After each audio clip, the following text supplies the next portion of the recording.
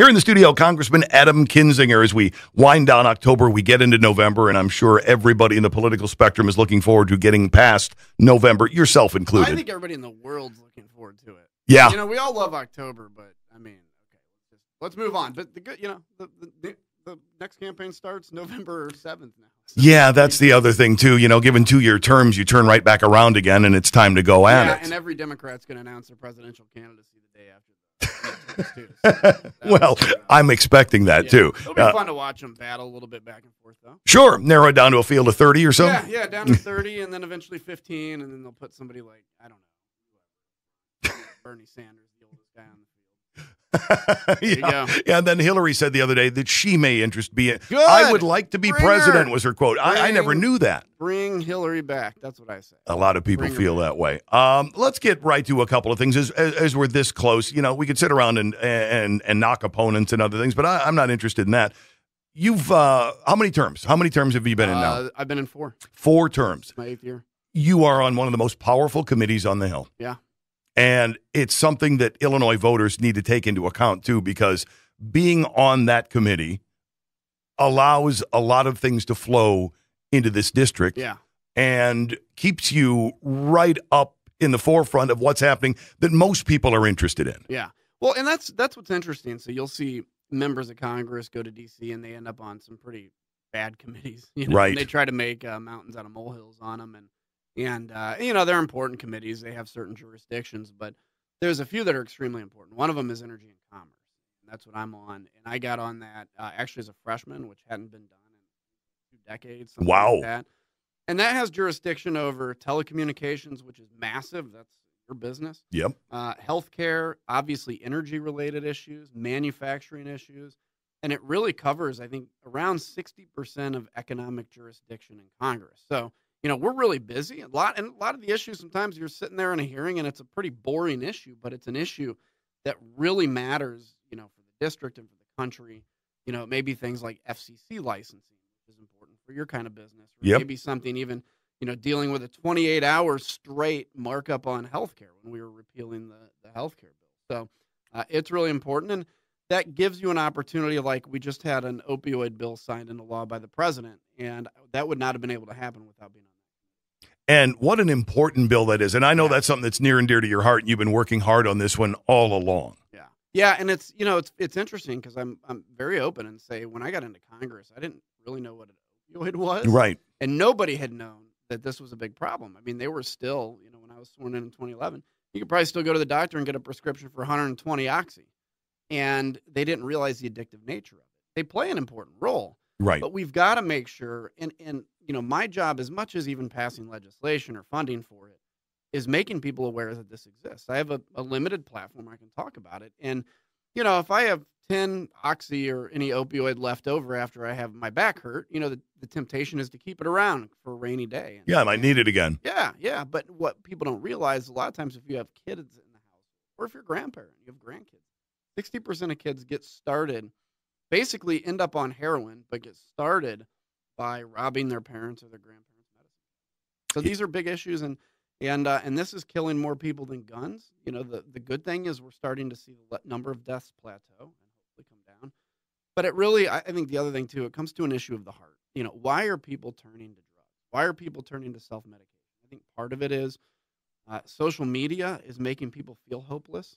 I think, you know, when you're in school and you're told that there's no God and you can never talk about God, and then we wonder why kids act out. Well, if you have nothing to live for, you know, besides this moment, some people are going to act out. And I think it's important for us now to basically reestablish the importance of family, reestablish the importance of faith and in our life. And, you know, I'm not here to preach to people. That's not my job. But I think I also need to be, you know, very clear about what drives me and I think what some of the answers.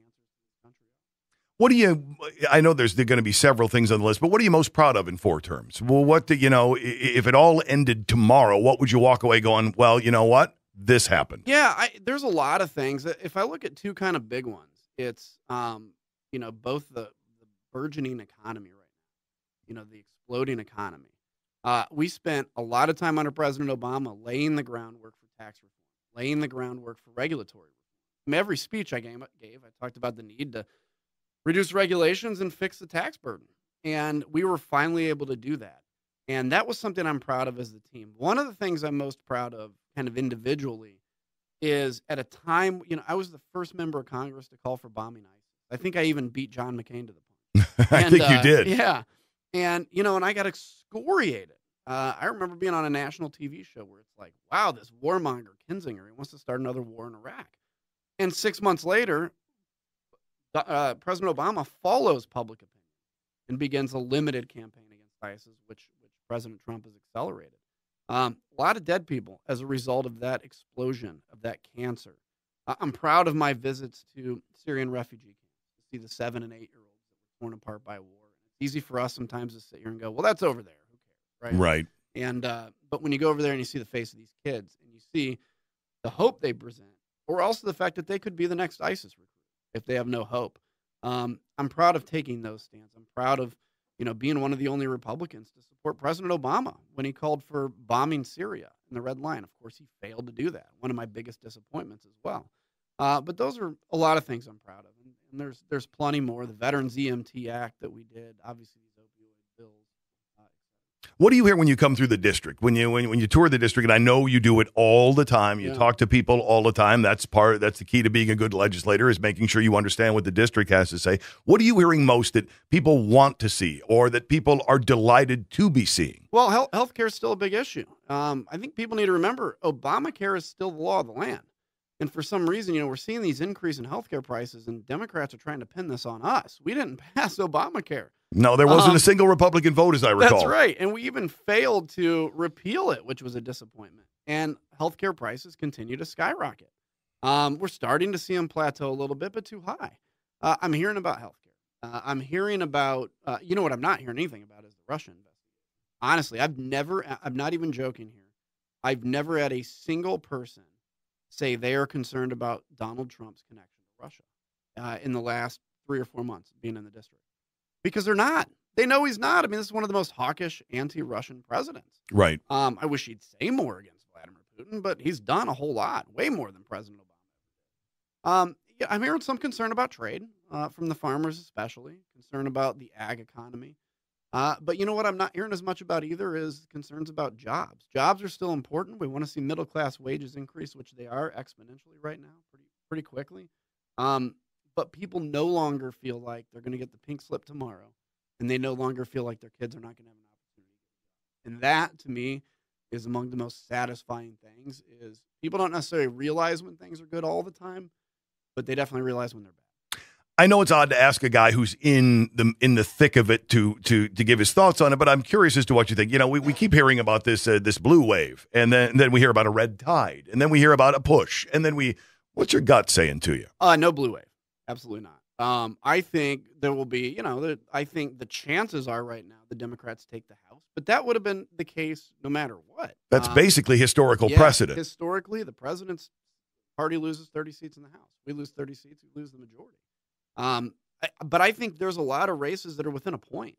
And I just heard, earlier that, Florida, Republican early voting is edging out Democratic early voting. So that doesn't portend a blue wave. No. And so I'm looking at this going, I think Democrats may take the majority. Be careful what you wish for, because if they only have a slim majority vote, they're going to have a lot of internal fighting to figure out who's speaker. True. Because most of them want Nancy Pelosi as speaker. So, most Republicans do as well. Yeah, we do. Yeah. in case that At should least as happen. their leader, the yes. people I talk to would love to see that happen. Right, that's right. But no blue wave. I would be blown away if there is. Maybe a Democratic victory in the House. Maybe not. And I think we're definitely gaining some seats in the Senate. And I actually think we're going to hold our own in the State House and State Senate here in Illinois. What do you look to do over the next couple of years? Well, it's good because we, now we're kind of working on next tier issues. So I think the economy is doing well. Got to monitor that. Got to make sure that the people that still feel left out get a piece of this, and that the rising tide floats all boats. But next is continue to fight this opioid epidemic. Continue to make sure we're taking care of our veterans. Continue to make sure we're rebuilding our military and understanding America's role in the world, doing that successfully.